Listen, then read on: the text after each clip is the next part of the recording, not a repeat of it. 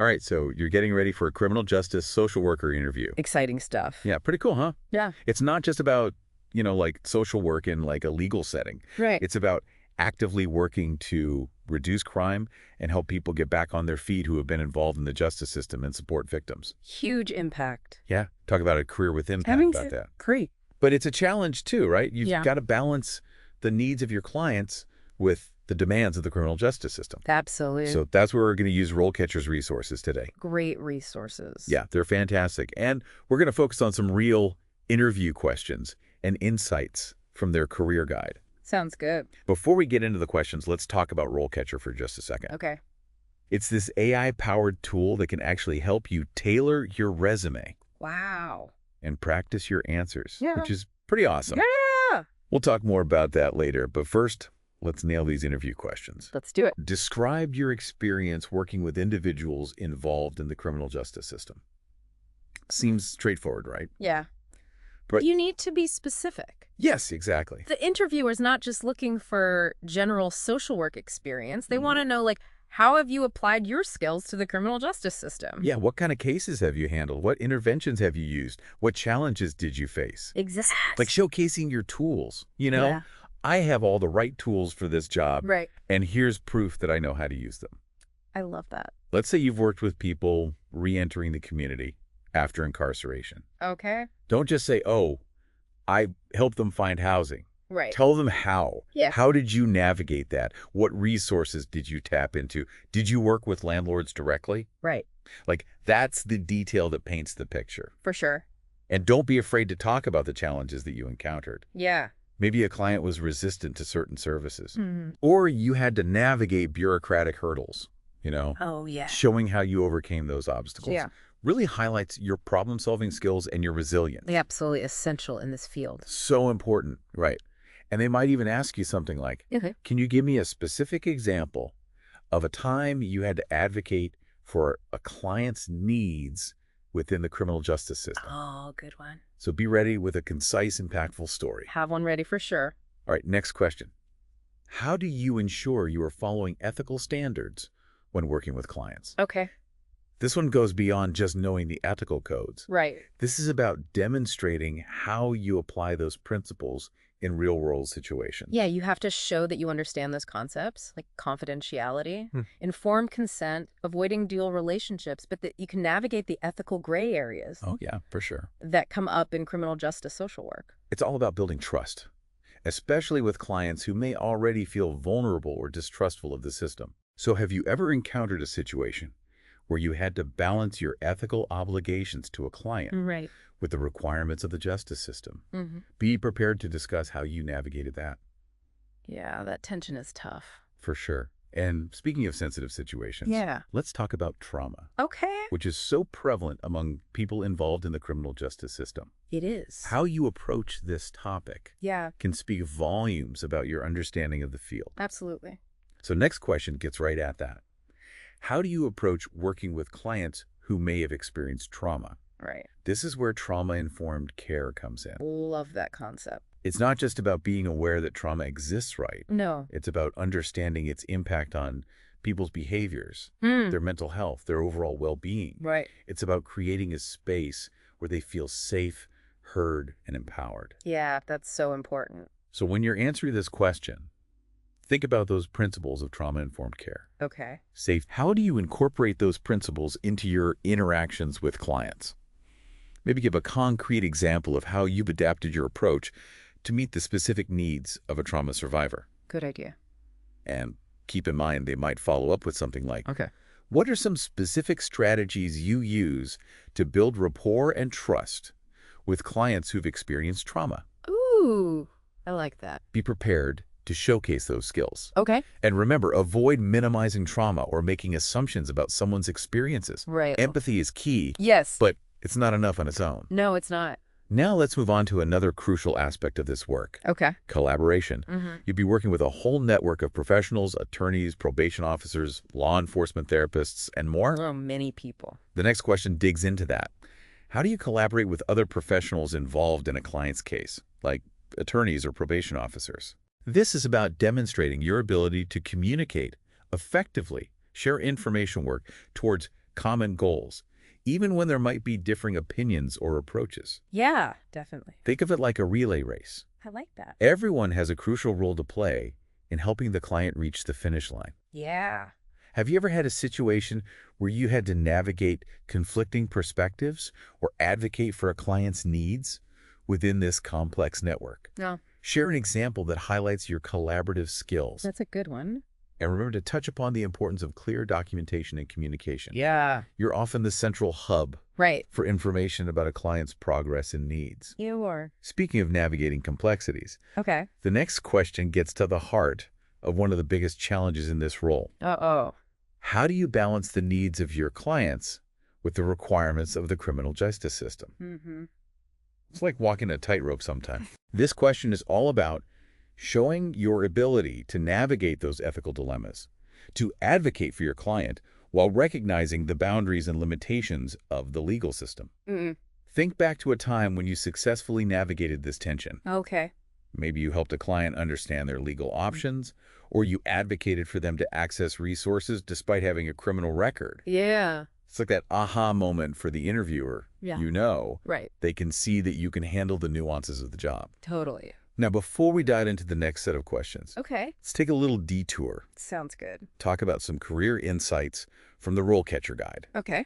It highlights the job outlook for criminal justice social workers. Yeah. It projects a 5% growth rate over the next decade, which is a positive sign. Yeah, that's great. This growth likely stems from the continued need for services that help prevent crime and support rehabilitation and a growing recognition of the crucial role social workers play in the criminal justice system. That's really encouraging It is. for anyone pursuing this career path. Yeah. The guide also mentions the variety of specializations within the field, which is something you might want to consider mentioning when you're answering questions. Good point. You can focus on juvenile justice, victim advocacy, reentry programs, substance abuse treatment.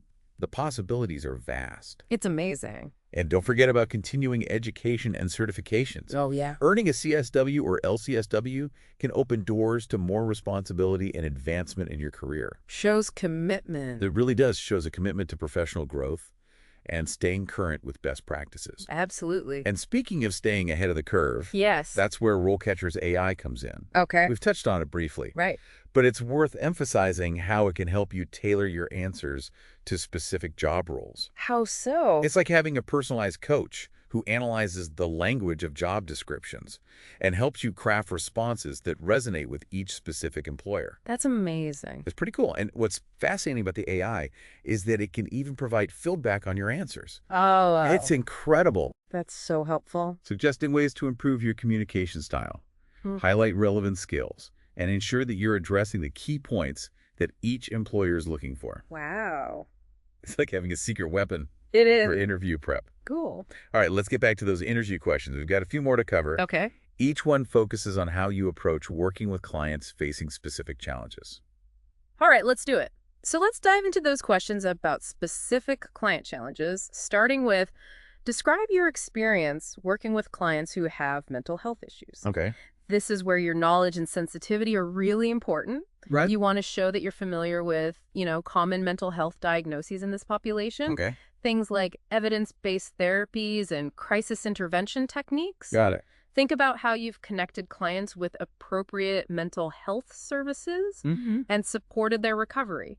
Yeah. And, they might even ask something like, how have you advocated for clients with mental health needs within the legal system? Oh, that's a good one. Be prepared to talk about those systemic challenges Yeah. and how you've worked to overcome them. For sure. Next question highlights a really harsh reality. What's that? How would you approach working with clients who have limited access to resources? Oh, that's a tough one. This is where your resourcefulness and commitment to social justice really shines. Yeah. It's about showing your ability to think outside the box, to tap into those community resources, Right. navigate complex bureaucracies, and advocate for equitable access to services. You got to get creative. Exactly, and give some concrete examples. Right. Like, Yeah. I helped a client secure stable housing despite their criminal record by connecting them with a reentry program that provided transitional housing and job training. Yeah.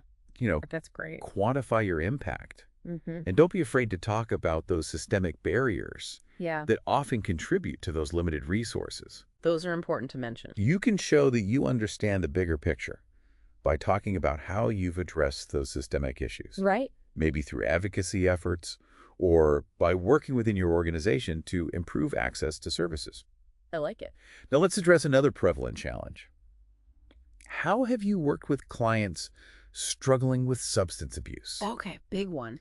Requires a nuanced approach that goes beyond simply referring them to Yeah. treatment. Yeah, for It's sure. about showing you understand addiction is a complex issue. Mhm. You know, your familiarity with different treatment modalities Right.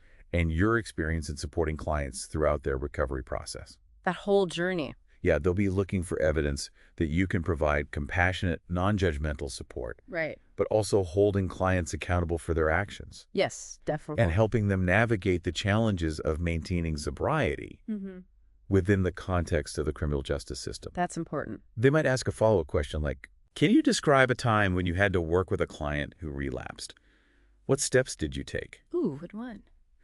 This is a chance to showcase your ability to handle those difficult situations with empathy and professionalism. Definitely. You know, to balance support with accountability. It's a tough balance. It is. And remember, all these questions are interconnected. Okay. Your answers should really paint a consistent picture of your skills, Right. your experience, and your approach to working with clients who are facing multiple complex challenges. Mm-hmm. Now let's shift gears a bit and talk about some broader challenges you might encounter in this role. Okay. Interviewers often ask questions Yeah. that assess your ability to handle difficult situations, anticipate potential obstacles, Mm-hmm. and think critically about solutions. I see. A Right. common one is, what are some of the challenges you anticipate facing in this role, and how would you address them? Ooh, that's a good one. This isn't about listing every possible challenge you know. Right. It's about showing that you've thought deeply about the realities of the job, Mm-hmm. and you have strategies for navigating those difficulties. They want problem solvers. Right. They don't want someone who's like naive or intimidated by the challenges. No, They want someone who's realistic, resourceful, and resilient. for sure. One challenge you might mention is the emotional toll of working with this population. That's a big one. Vicarious trauma and compassion fatigue are very real concerns. They are. And interviewers want to know that you have self-care strategies in place Yeah. How do you take care of yourself? to maintain your own well-being. Right. So talk about things like supervision support systems, mindfulness practices, setting boundaries. Those are all important. It shows that you're taking a proactive approach to self-care, which is so essential for longevity in this field. It is. Another challenge you could discuss is navigating ethical dilemmas. Okay. We've touched on this already, Right. but it's worth reiterating that this is like a central theme in criminal justice social work. Yeah, it comes up a lot. Be prepared to discuss a specific ethical challenge you've encountered Yeah. and how you resolved it. And they might ask, what steps do you take when faced with an ethical dilemma? Ooh, good question. It's a chance to, show off your knowledge of ethical codes, your ability to consult with supervisors or colleagues, and your commitment to making thoughtful, principled decisions. And don't forget about those practical challenges, Oh, yeah. like limited resources, bureaucratic hurdles, Yeah. and working within a system that can sometimes feel adversarial. Absolutely. Be prepared to discuss how you've navigated these challenges in the past and what strategies you would use to address them in this role. Good advice. Now let's move on to another type of question Okay. that interviewers often use to assess your critical thinking skills Mm-hmm. and your ability to apply your knowledge to real-world situations. I like these. Scenario-based questions. Okay. These questions present you with hypothetical situations Got it. that you might encounter on the job, Mm-hmm. and they ask you to walk them through your thought process I see. and your proposed course of action. Remember, there's rarely one right answer. Oh, good. The interviewer is more interested in your reasoning, your problem-solving skills, and your ability to consider all the relevant factors. Makes sense. So let's try one.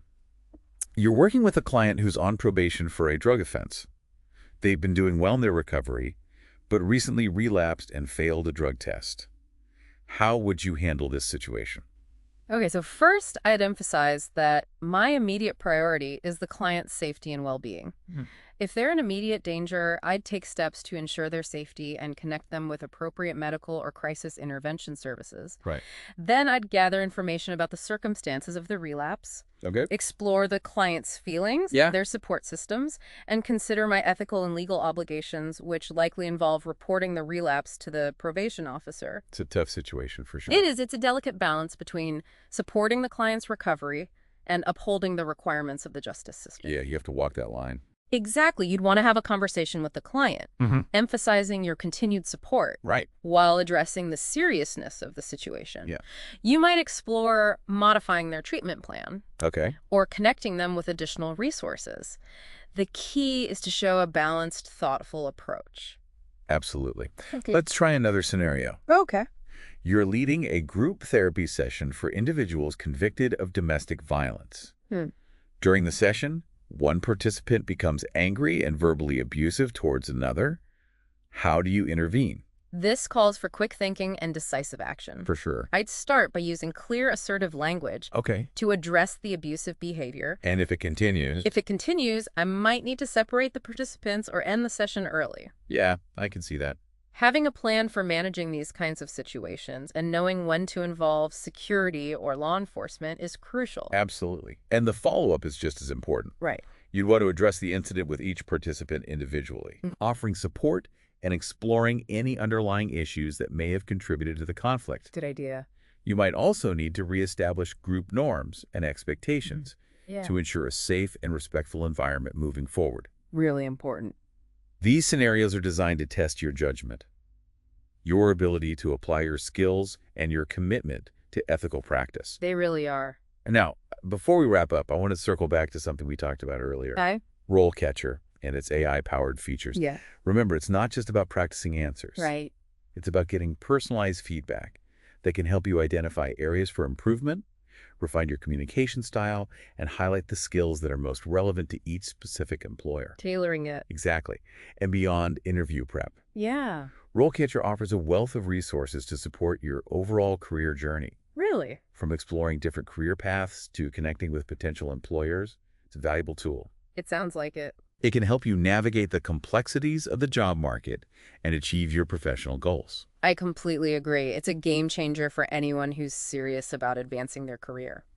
All right, now that we've covered those challenging scenarios and talked about the valuable resources available to you, let's move on to another crucial aspect of interview success, Okay. showcasing your strengths and accomplishments. Let's do it. We've talked about handling those tough questions in those tricky scenarios. Right. But now let's focus on you, Okay. showcasing your strengths and accomplishments. Love it. This is your chance to really shine, to highlight those skills and experiences that make you the ideal candidate for this role. You want to paint a picture Yeah, exactly. of your capabilities and your passion. And a great way to do that is by using the STAR method. Oh, yeah. I love a good acronym. Me too. Break it down for us. Okay. What does STAR stand for? So STAR stands for How does it work? situation, task, action, and result. It's a really structured approach Got it. to answering those behavioral interview questions, Yeah.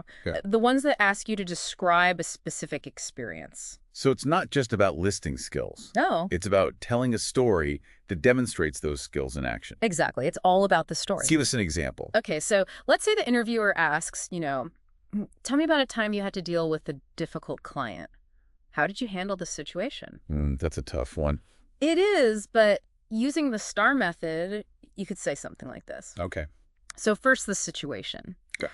While working as a case manager at a reentry program, I had a client who was deeply resistant to engaging in services. He was angry, withdrawn, and distrustful of the system. That's a tough situation. It was then the task. Okay. My role was to build a relationship with him, assess his needs, and help him access resources to support his reintegration into the community. Okay. Then the action. I started by actively listening to his concerns, validating his feelings of frustration, and acknowledging the challenges he was facing. I focused on building trust, demonstrating empathy, and setting clear boundaries for our interactions. I consistently offered him opportunities to participate in the program, but I avoided pressuring him, respecting his autonomy. Yeah, that's important. It is. And then finally, the result. Over time, he began to open up, engage in the program, and access the resources he needed. He eventually found stable housing, secured employment, and reconnected with his family. This experience reinforced the importance of patience, persistence, and building rapport to effectively support clients facing significant challenges. I love that example. Yeah. You articulated the situation, your role, Mm-hmm. specific actions you took, and the positive outcome. Right. The interviewer can really see those qualities. They can. Your empathy, your problem-solving skills, Mhm. and your ability to build relationships with even the most challenging client. Absolutely. And you can use the STAR method for a wide range of behavioral interview questions. Okay, so think about Situations where you demonstrated leadership, teamwork, conflict resolution, creativity, or resilience. Okay. Have those stories ready. Have those stories ready. Now, beyond those technical skills and experience, Yeah. there's another quality that's essential in this field: Okay, what's that? cultural competence. Yes. This is the ability to understand and respect the diverse backgrounds, Mm-hmm. beliefs, and values of your clients, and to tailor your approach accordingly. So important. It's about recognizing that each client comes with their own set of experiences, Right. perspectives, and challenges. And it's about being sensitive to the ways in which culture, race, ethnicity, gender, sexual orientation, Mm-hmm. socioeconomic status, all those factors Yeah. can influence their interactions with the criminal justice system and their response to interventions. Yeah, it's a complex interplay. So how can you demonstrate that cultural competence in an interview? That's a good question. Mm-hmm. One way is to share specific examples of how you've worked effectively with clients from diverse backgrounds. Okay. Maybe you adapted your communication style to accommodate a language barrier, Mm-hmm. or you sought to understand the cultural nuances of a client's behavior before Yeah. making judgments or developing a treatment plan. You can also talk about your commitment to ongoing learning Yes. and self-reflection on issues of diversity, equity, and inclusion. So important. It's about recognizing that cultural competence is a journey, not a destination. It is. You're always learning, growing, and challenging your own biases. Exactly. Now let's talk about a crucial part of the interview process Okay. that often gets overlooked: What's that? asking thoughtful questions. Oh, yeah. This is your chance to gather information, of course. Right. But it's also an opportunity to demonstrate your genuine interest in the role, your engagement with the organization, and your initiative. Show them you're curious. Exactly. You're not just passively seeking any job. Right. You're actively seeking a role that aligns with your values, your skills, and your career aspirations. The intentional. Exactly.